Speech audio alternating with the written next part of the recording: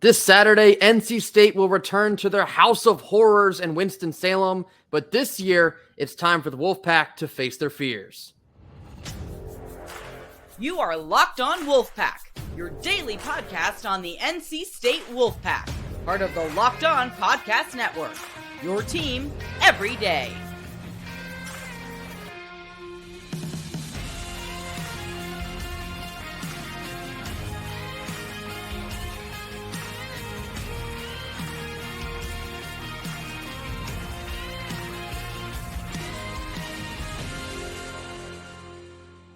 What's up, Wolfpack Nation? Welcome back to another episode of Locked On Wolfpack, free and available wherever you get your podcasts and on YouTube, part of the Locked On Podcast Network, your team every day.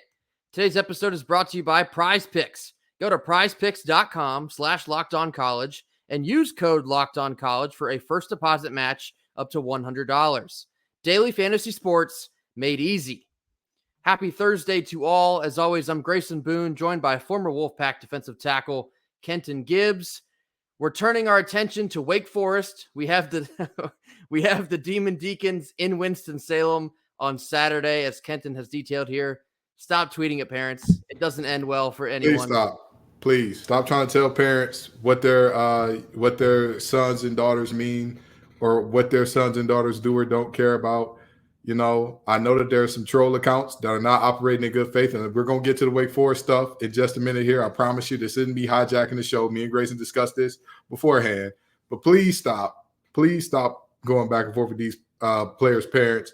That's not just for MJ Morris's parents. That's for all the parents on the team, okay?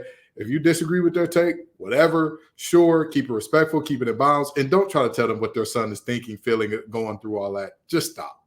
But proceed. Let's get into the Wake Forest scout. It's just a complete waste of everyone's time. So let's simmer that down. Taking our show on the road out to Winston-Salem yet again. Of course, the elephant in the room here. Many people have discussed it online this week. We are 1-9 in our last 10 games in Winston. You've probably seen me tweet already. We are winning this game. We're going to go out to Winston-Salem. We're going to face our fears, and we're going to beat Wake Forest on Saturday. But of course, before we get to that, we're going to be breaking down what to expect from Wake Forest as that game kicks off out there. Of course, one of the storylines is here.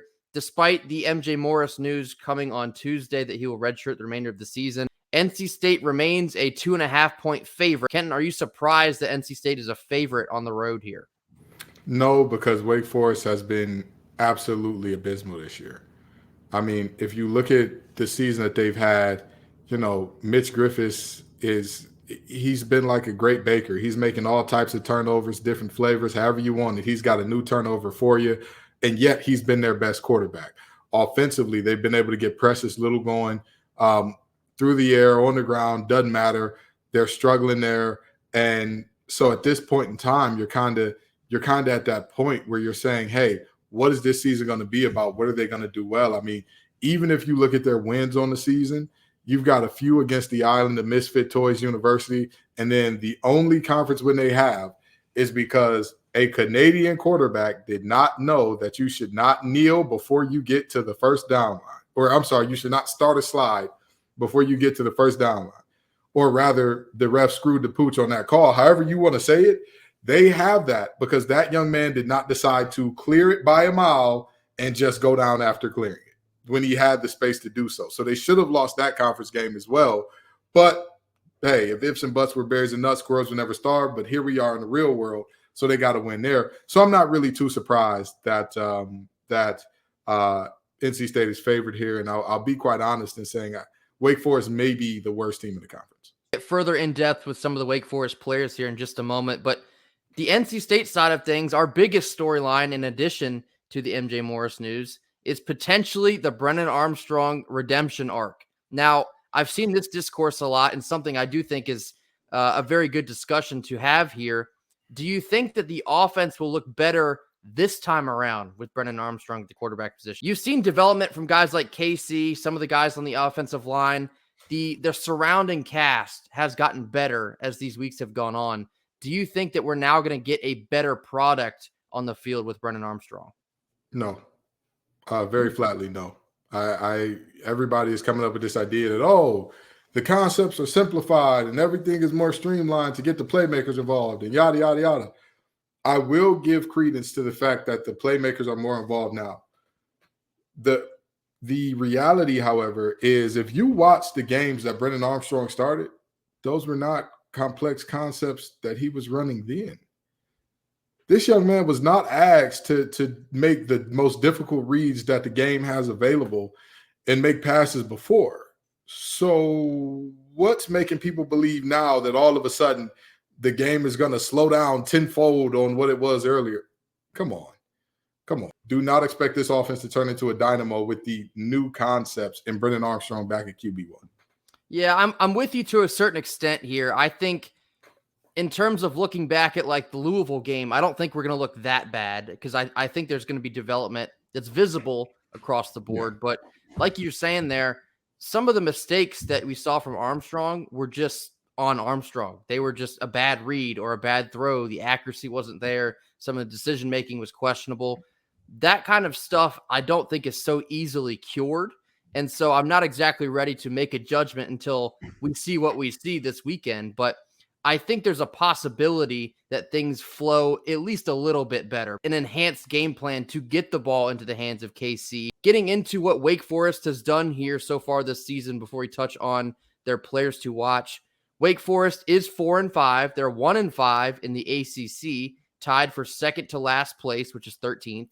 Now, their wins here, they have 4. They've beaten Elon. They've beaten Vanderbilt on the road at Old Dominion and Pittsburgh. So, respectfully here, they have 0 quality wins. They have not beaten a team of note so far. Their losses, they've lost to Georgia Tech, Clemson on the road with Virginia Tech. They've lost to Florida State, and then most recently on the road at Duke this past week. So some of the conclusions to be drawn here is they're simply just a very mediocre team. They've made a lot of mistakes, haven't been able to fix those as the season has gone on.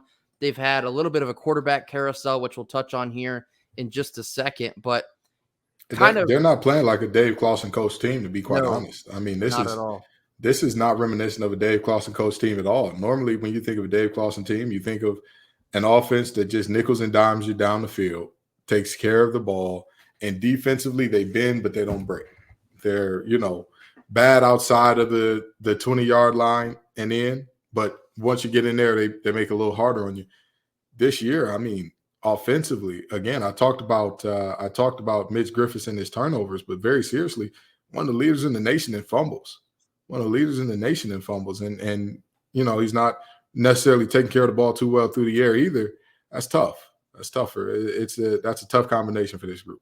Yeah, they have seemingly been the antithesis of all of those things. They just don't seem like a Wake Forest team that we've been used to these past couple of years. Of course, they did have a lot of roster turnover, but that roster turnover has made a significant difference here in 2023.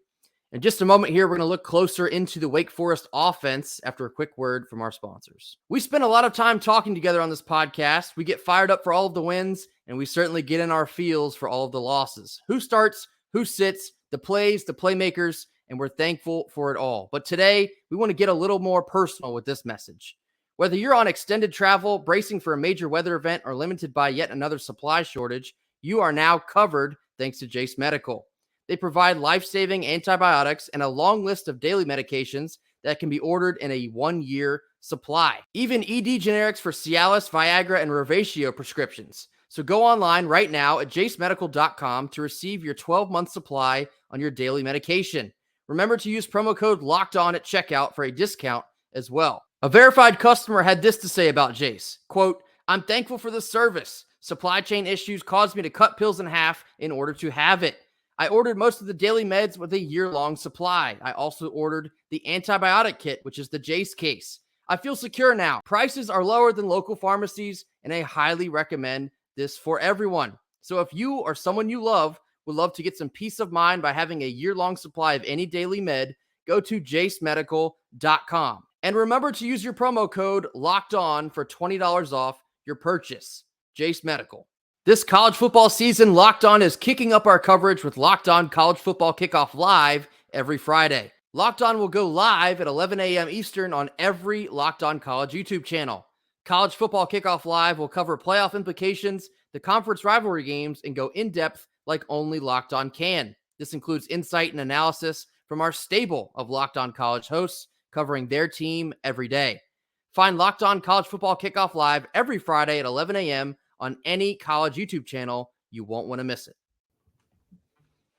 Back now discussing the finer details of the Wake Forest offense so far this year. We'll start with a couple numbers here before we get into the names. Pass offense-wise, Wake Forest is 9th in the ACC and 90th in the country. Rush offense, they are 8th in the ACC and 80th in the country. So just a generalization from the numbers here, they have been quite mid, respectful. They've just been a very bland, mediocre offense. And of course, we're ones to talk. We have one of our own. But Wake has just had a lot of change, a lot of struggle, a lot of turnover issues.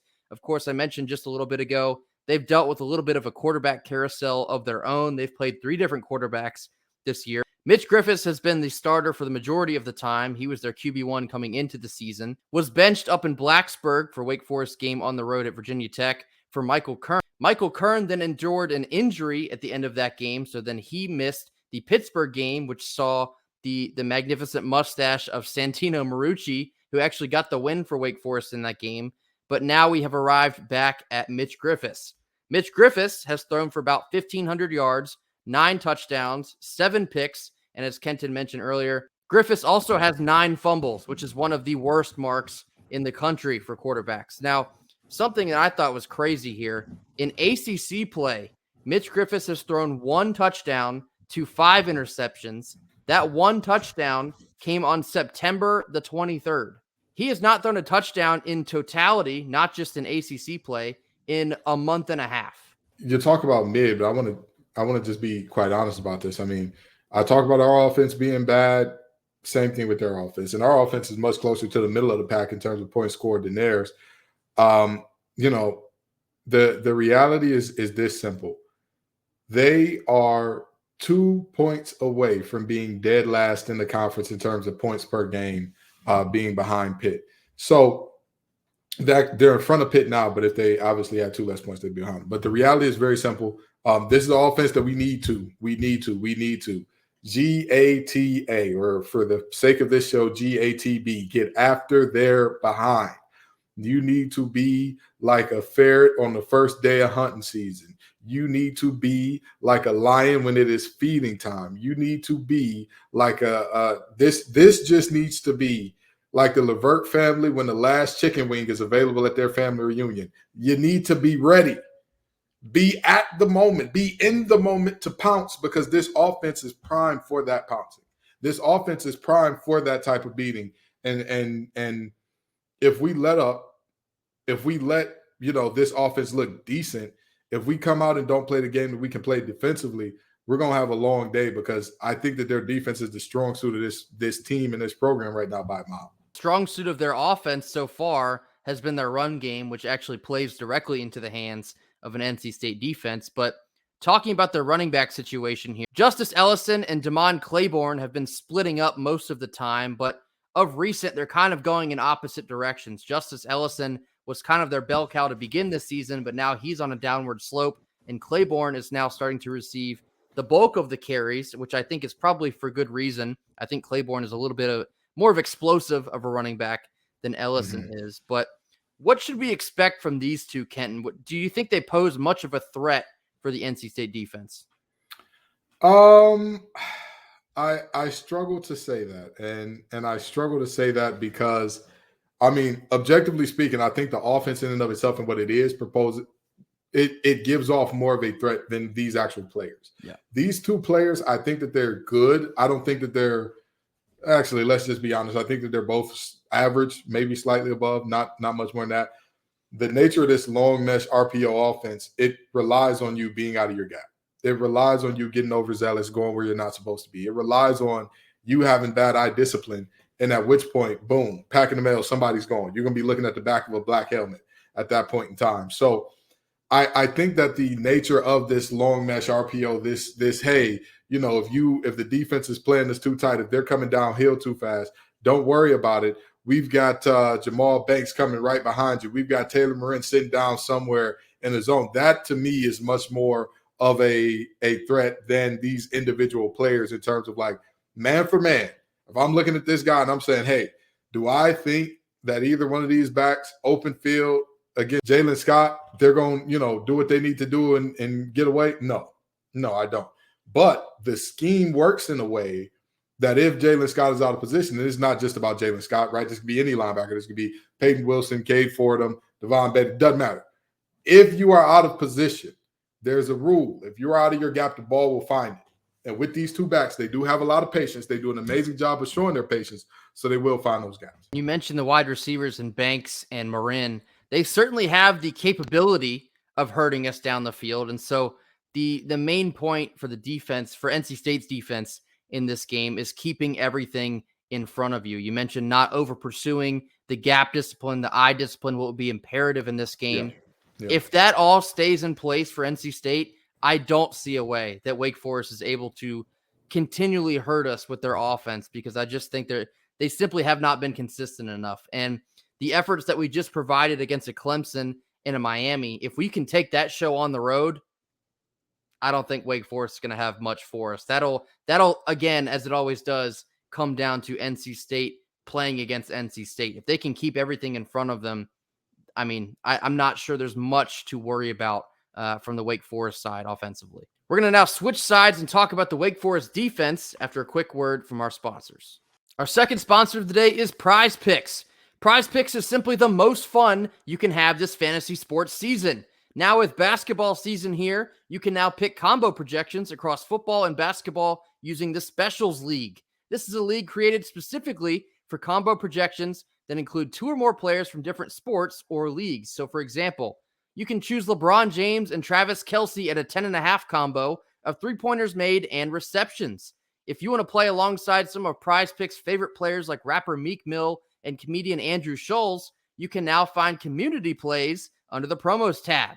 The promos tab in the app includes entries from some of the biggest names in the PrizePick community each and every week. PrizePicks, of course, also offers the reboot policy so that your entries stay in play even if one of your players gets injured. For football and basketball games, if you have a player who exits the game in the first half and does not return in the second, that player is rebooted. PrizePicks is the only daily fantasy sports platform with injury insurance. So go to prizepicks.com/lockedoncollege and use code LockedOnCollege for a first deposit match up to $100. Again, that's prizepicks.com/lockedoncollege and use code LockedOnCollege for a first deposit match up to $100.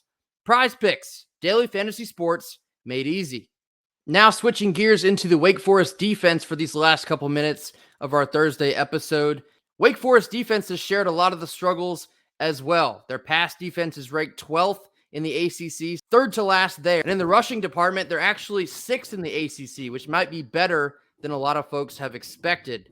Now, I believe their top player, at least in my opinion, for their defense, has been defensive lineman Jasheen Davis. He's having a pretty solid year. He's got 6.5 sacks. Yeah, he's been very disruptive both in the passing game and in the rushing game at the line of scrimmage. And so NC State will have their hands full with Davis. Now, something worth noting here, linebacker Chase Jones for Wake Forest, who has missed the entire season up to this point. Chase Jones is basically Wake Forest's version of Peyton Wilson. So imagine Peyton Wilson not playing at all for NC State this year. That's the kind of struggles that Wake Forest is trying to deal with, and it has shown. Their other linebackers, and Jacob Roberts and Dylan Hazen, have been doing their very best to pick up the slack, but their defense is just simply thugging it out. I guess you could phrase it that way. They're just simply doing their best, and a lot of times it has not been good enough as they've been on the losing end of quite a bit of games here, especially in the ACC. And so what kind of problems do you think this Wake Forest defense can pose for take 2 of Brennan Armstrong